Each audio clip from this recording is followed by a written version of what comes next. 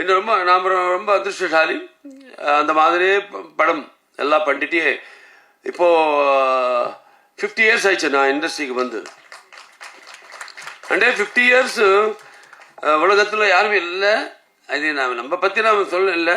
ஆனால் அந்த கடவுள் அந்த அப்பா அம்மாவோட ஆசீர்வாதம் நான் 50 இயர்ஸாக ஹீரோயை நான் கண்டினியூ பண்ணுறேன்.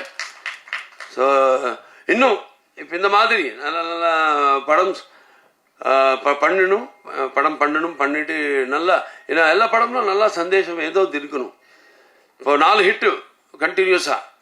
ஃபஸ்ட்டு அகண்டா, அதுக்கப்புறமா வீரசிம்ஹா ரெட்டி, அதுக்கப்புறமா நேலகொண்ட பகவந்த் கேசரி, அப்புறமா டாக்கு மகாராஜ், இப்போ திருப்பி வந்தது வரப்போது அகண்ட தாண்டவம்.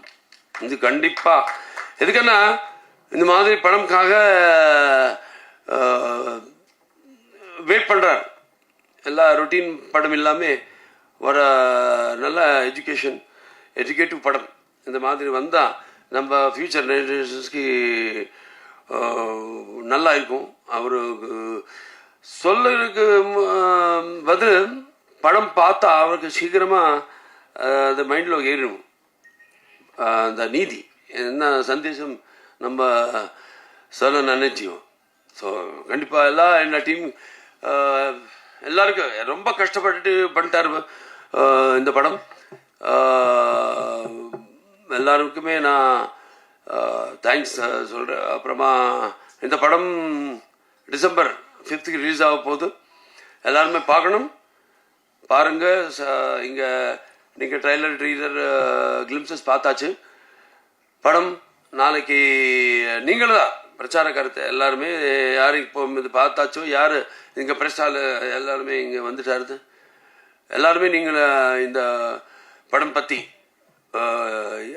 இந்த நாங்களெல்லாம் என்ன சொல்லியாச்சோ இந்த டைஸ் மேலே அவர் எல்லாம் அதெல்லாமே அவருக்கு